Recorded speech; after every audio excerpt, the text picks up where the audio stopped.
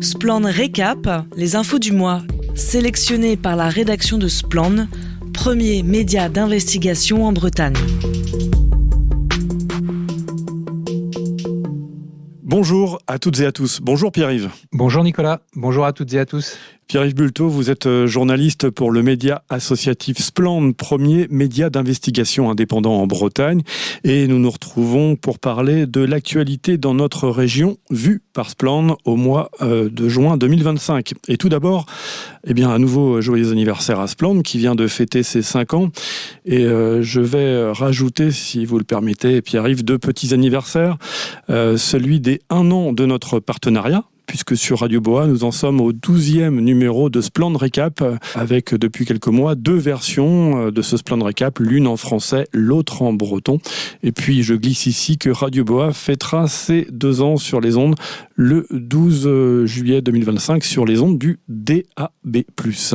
C'est une belle saison d'anniversaire, Nicolas. Exactement. Bravo à vous et à toute l'équipe de Radio Boa. Merci Brasdor, Pierre-Yves. Allez, on revient sur l'actu de Splan au mois de juin 2025 avec cette alerte sur la décision de justice qui reconnaît le lien entre le décès du fameux jogger dans l'estuaire du Gouessant dans le nord de Bretagne en 2016 et les algues vertes. Et oui, comme l'a dit Christine Falleron lors de notre anniversaire et qui a suivi cette affaire pour Splan, la décision de la Cour administrative d'appel de Nantes est une vraie belle victoire et une vraie bonne nouvelle pour la famille Auffray. Le verdict du 24 juin dernier, c'est la fin de 9 ans d'un combat judiciaire qui a débuté, comme vous l'avez dit Nicolas, en 2016. 9 années d'obstacles et de pression vécues par cette famille bretonne, notamment pour qu'il n'y ait pas d'autopsie réalisée sur le corps de Jean-René Auffray. Pas un point de détail dans cette affaire, puisque dans sa plaidoirie, l'avocat de la famille a rappelé l'importance des résultats de l'autopsie réalisée sur le sanglier, retrouvé mort en septembre 2024 dans la commune voisine de Morieux. Révélés en mars 2025, ces résultats démontraient la présence d'hydrogène sulfuré en quantité mortelle dans les poumons de l'animal, permettant ainsi d'établir un lien de causalité directe avec les algues vertes en décomposition. Alors Pierre-Yves, dans cette affaire, ce que l'on peut sans doute réaffirmer, c'est que les carences de l'État s'accumulent dans ce dossier des algues vertes. Effectivement, Nicolas, dans ce dossier sulfureux, ce même tribunal de Nantes avait déjà souligné la responsabilité de l'État dans la mort du cheval de Vincent Petit, c'était en 2014. Une décision qui a fait la une des journaux et qui ne doit pas masquer ces 2 autres affaires. En 2013, l'État avait reconnu responsable du préjudice subi par le département des Côtes-d'Armor et 4 communes, dont celle d'Illion. Et puis 10 ans plus tard, c'est l'association Eau et Rivières de Bretagne qui faisait condamner par 2 fois l'État pour une action environnementale. Et pourtant, et c'est ce qui est nouveau avec la décision du 24 juin, le lien entre un décès humain et les algues vertes vient enfin d'être officiellement établi. Mais une responsabilité partielle de l'État qui pose question. C'est le point noir de ce jugement, Nicolas. Si l'État est reconnu responsable à 60%, cela signifie mécaniquement que les 40% restants seraient imputables à Jean-René Auffray. Ainsi, dans son argumentation, le rapporteur public a soutenu qu'il existait des informations suffisantes, et notamment dans la presse locale, sur le danger des algues vertes. Ce qui est cocasse quand on se rappelle les innombrables difficultés et pressions auxquelles a dû faire face Inès Léraud lors de ses enquêtes. Ce qui est contestable quand on sait par exemple que le panneau de signalisation le plus proche de l'endroit où le corps du jogger a été retrouvé était situé à 800 mètres de là et n'indiquait absolument pas le caractère dangereux des algues vertes. Dans son article que vous lirez dans notre infolettre, Christine Falleron parle donc de fabrique du doute et revient sur cet épisode du match de foot organisé en 2011 sur la plage de Morieux par la FDSEA des Côtes-d'Armor, un match dont l'objectif était de détourner le regard sur la dangerosité des algues vertes. Or, tout autant que la présence d'hydrogène sulfuré en quantité mortelle dans les poumons d'un sanglier ou dans ceux de Jean-René Auffray, dans cette histoire aussi, le doute tue. Voilà, et ce gros dossier est à retrouver sur le site de splan.org dans son intégralité. Dans l'actualité de Splan également au mois de juin, focus sur ces témoignages de violences physiques et sexuelles au lycée Notre-Dame du Christ-Caire à Saint-Paul-de-Léon dans le Nord Finistère, des témoignages collectés par Splan. et plus particulièrement, Nicolas, par le journaliste indépendant Daniel Loret. On vient de l'entendre dans cette infolettre, on parle de lutte, de risque et de victoire.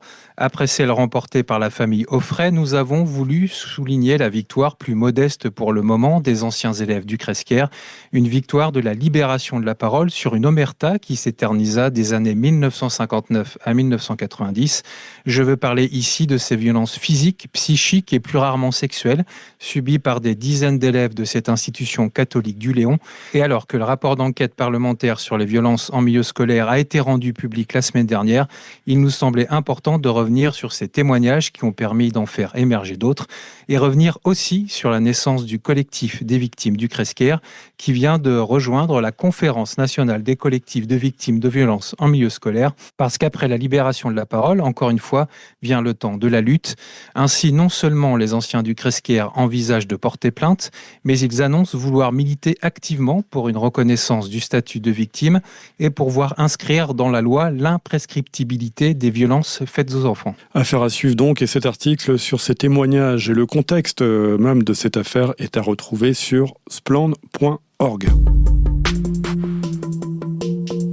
Quelques autres infos glanées pour vous ces dernières semaines par Spland, et on va commencer par, et c'est tout frais, la loi du plomb sur les pesticides et les zones humides qui mettent en danger nos territoires. Et oui, Nicolas, alors que l'État vient d'être reconnu responsable du décès de Jean-René Offray, les parlementaires du bloc central et de l'extrême droite ont adopté hier soir, cette loi qui renforce notamment les règles encadrant l'extension des élevages intensifs.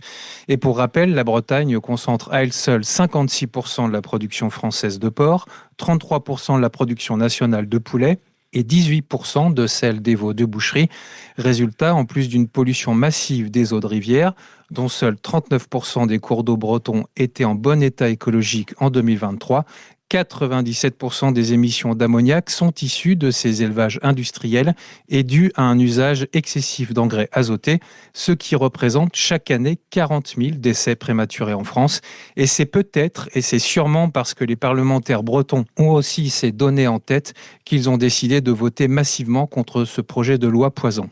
Suite de l'affaire Spland versus Philippe Bizien, ce responsable du lobby porcin breton, qui ouvre une autre procédure après avoir attaqué votre publication, Pierre-Yves. Et oui, Nicolas, c'est la deuxième lame des actions en justice intentées par ce poids lourd du lobby porcin. En même temps qu'il nous poursuivait pour diffamation, Philippe Bizien attaque en justice 5 militants du collectif Stoppons l'extension, opposés à l'agrandissement de son élevage à Velvore à Landunvez. Et s'il s'agit bien de deux affaires distinctes, ces citoyens ainsi qu'Eaux-et-Rivières de Bretagne considèrent que cette plainte vise à réduire au silence des voix qui critiquent et dérangent. Et à l'instar de Spland, qui a remporté sa bataille judiciaire, vous l'avez dit, le 6 juin dernier, une campagne de financement participatif est à retrouver sur notre site. Des coopératives agricoles de plus en plus grosses.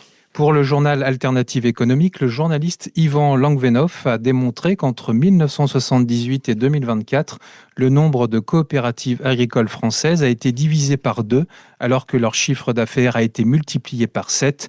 Une logique dont les agriculteurs adhérents profitent peu et que Spland avait mise au jour dans son enquête sur la Coperle parue en 2023.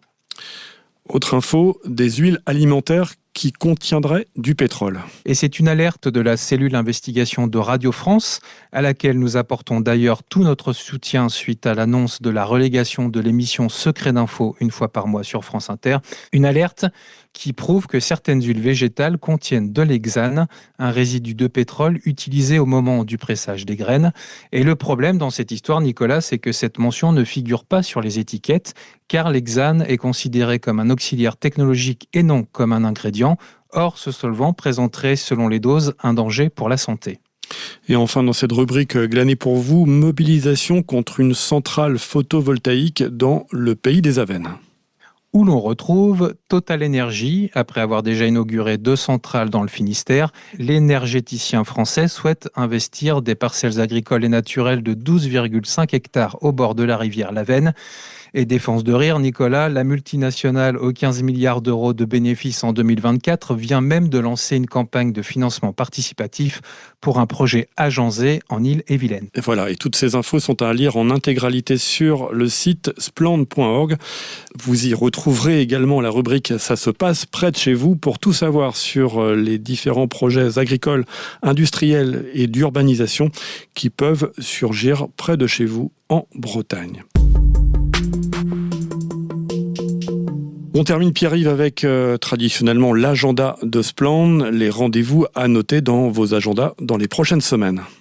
Et alors que l'été a déjà bien commencé, Spland reprend la route des festivals. Du côté de la Gironde, d'abord avec Raphaël Giton qui interviendra aux Réclusiennes le 19 juillet à Sainte-Foy-la-Grande, avant de rejoindre Sylvain et Arnaud à Bordeaux du 23 au 26 août à l'occasion des universités d'été des mouvements sociaux et solidaires. Et pour celles et ceux qui resteraient en Bretagne cet été, rendez-vous le 26 juillet à Mélionnec avec Inès Léraud qui participera au festival La Machine dans le Jardin, puis le 27 juillet à Lanrivain où elle interviendra au festival Lieu Mouvement avec Léandre Mondard. Eh bien, merci beaucoup Pierre-Yves pour toutes ces informations. Rendez-vous le mois prochain sur nos antennes pour de nouvelles actus de Spland, premier média d'investigation en Bretagne. Et merci beaucoup à vous Nicolas, de bonnes vacances si vous en avez, puis on se dit au mois d'août, salut. C'est noté pour le mois d'août et en attendant pour retrouver ces actualités et les enquêtes de Spland, direction donc le site spland.org et n'oubliez pas de soutenir ce média d'investigation indépendant en Bretagne, faites un don. C'était Spland Récap, les infos du mois, sélectionnées par la rédaction de Spland, premier média d'investigation en Bretagne.